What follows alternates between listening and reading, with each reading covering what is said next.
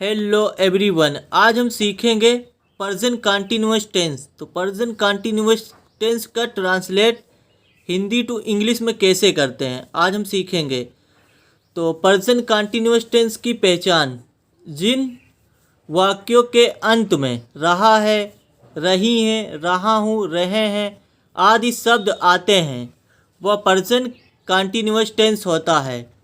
तो जिन वाक्यों के अंत में रहा है, रही है, रहा हूँ, रहे हैं आदि शब्द आते हैं वह प्रेजेंट कंटिन्यूअस टेंस होता है। जैसे फॉर एग्जांपल, राम खाना खा रहा है, तो लास्ट में रहा है, वह आ रहा है, वह जा रहा है, वह सो रहा है, तो इसमें सब में लास्ट में रहा है प्रेजेंट कंटिन्यूअस टेंस रूल्स। तो सबसे पहले इसमें सब्जेक्ट लिखते हैं, उसके बाद हेल्पिंग वर्ब, और हेल्पिंग वर्ब के बाद हम वर्ब में आईएनजी लगाते हैं, यानी वर्ब में आईएनजी लगाते हैं। जैसे ईट है तो ईटिंग, तो वर्ब में ING plus object plus other word.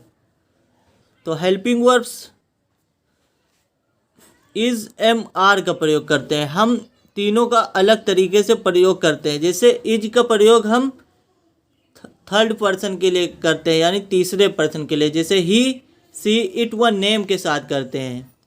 तो ही, सी, इट व नेम के साथ, नेम मीन्स जैसे राम, सोहन, रानी, तो इन सभी के साथ हम इज का प्रयोग करते हैं। और आर का प्रयोग यू, दे, वी अथवा प्लूरल सब्जेक्ट के साथ करते हैं, यानी दो लोगों के लिए हम आर का प्रयोग करते हैं। प्लूरल सब्जेक्ट मीन्स दो लोग। जैसे बॉयज़, तो बॉयज़ में कई लोग हैं, तो ये प्लूरल सब्जेक्ट है, तब हम आर का प्रयोग करते हैं। तो और एम का प्रयोग हम सिर्फ आई के लिए करते हैं। एम का प्रयोग आई के लिए करते हैं। तो इज का प्रयोग हम सी, ही, सी, इट व नेम के साथ करते हैं। और आर का प्रयोग यू, दे, वी अथवा प्लूरल सब्जेक्ट के साथ प्रयोग करते हैं। फॉर एग्जाम्पल, वह आम खा रही थी, तो इसमें लास्ट में रही है, तो हम जानेंगे प्रेजेंट कंटिन्यूअस टेंस है। तो इसमें लिखेंगे सबसे पहले सब्जेक्ट। तो सब्जेक्ट क्या है? वह आम खा रही है, यानी लड़की है, तो वह के लिए हम लड़की के लिए सी लिखते हैं। तो सी, तो वह सब्जेक्ट है, तो सी। उसके बाद हम हेल्पिंग वर्ब लिखते हैं। तो वो सी के साथ, जैसे मैंने बताया था कि इज का प्रयोग करते हैं, ही, सी, इट के साथ इज का प्रयोग, तो सी इज। अब हम लिखेंगे वर्ब की फोर्थ फॉर्म, यानी वर्ब में आईएनजी लगाएंगे। तो सी इज, अब वर्ब क्या है? खा रही है, तो ईटिंग, तो सी इज ईटिंग मैंगो, वह आम खा रही है। जैसे राम अंग्रेजी बोल रहा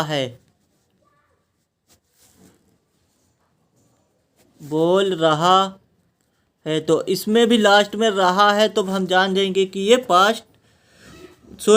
प्रेजेंट कंटिन्यूअस टेंस है। तो सबसे पहले इसमें लिखेंगे सब्जेक्ट है राम, और नेम के साथ हम इज का प्रयोग करते हैं, तो राम इज। उसके बाद वर्ब में आईएनजी लगाएंगे, तो राम इज स्पीकिंग। अब ऑब्जेक्ट क्या है? Ram is speaking English.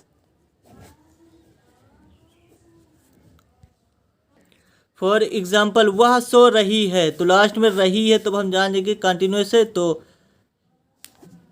रही है तो लड़की है, सी इज, वर्ब में आईएनजी, सी इज स्लीपिंग।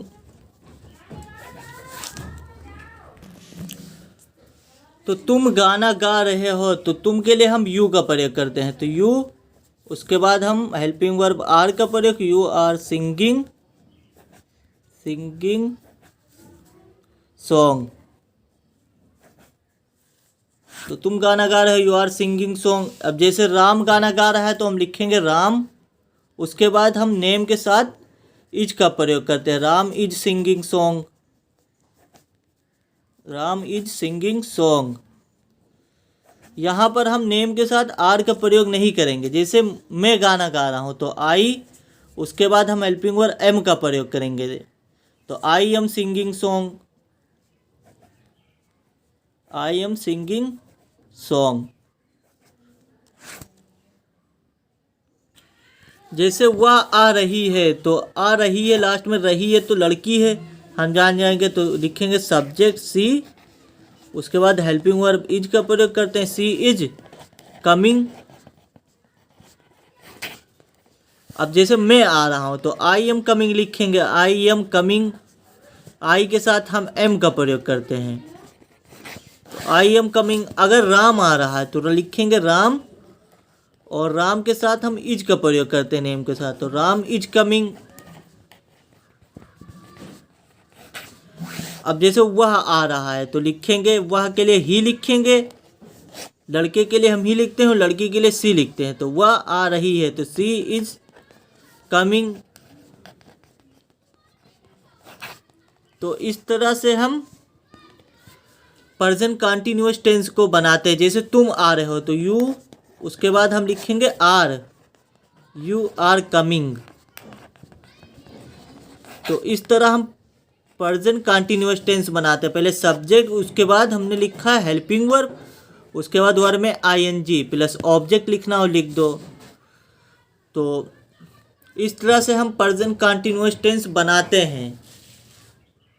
अगर आप टेंस बनाना चाहते हैं, सीखना चाहते हैं, आप सब्जेक्ट जान जाइए, हेल्पिंग वर्ब होती है इज एम आर।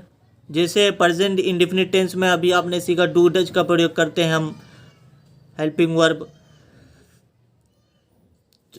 जैसे राम और सोहन, राम और सोहन, मान लीजिए सोहन आ रहे हैं, आ रहे हैं, तो इसमें क्या लिखेंगे आप ये देखिए। आप जैसे दो लोग हैं, इसमें हम कौन सी हेल्पिंग वर्ब का प्रयोग करेंगे, तो राम एंड सोहन। अब यहाँ पर हम इज का प्रयोग नहीं कर सकते हैं। आप सोच रहे होंगे कि अभी नाम के साथ आपने बताया कि इज का प्रयोग करते हैं, तो हम एक लोगों के लिए हम इज का प्रयोग करते हैं, दो लोग हैं तो यहाँ पर हम आर का प्रयोग करेंगे, तो Ram and Sohan are coming. या वे पतंग उड़ा रहे हैं, तो दे की सब्जेक्ट है, वे की होती है दे, उसके बाद आर का प्रयोग, दे आर फ्लाइंग काइट लिख देंगे। फ्लाई माने उड़ाना, काइट माने पतंग। तो थैंक्स फॉर वाचिंग। इंग्लिश सीखने के लिए do subscribe this channel and ये वीडियो आप अपने दोस्त को भी शेयर करें ताकि वो आसानी से इंग्लिश सीख सकें।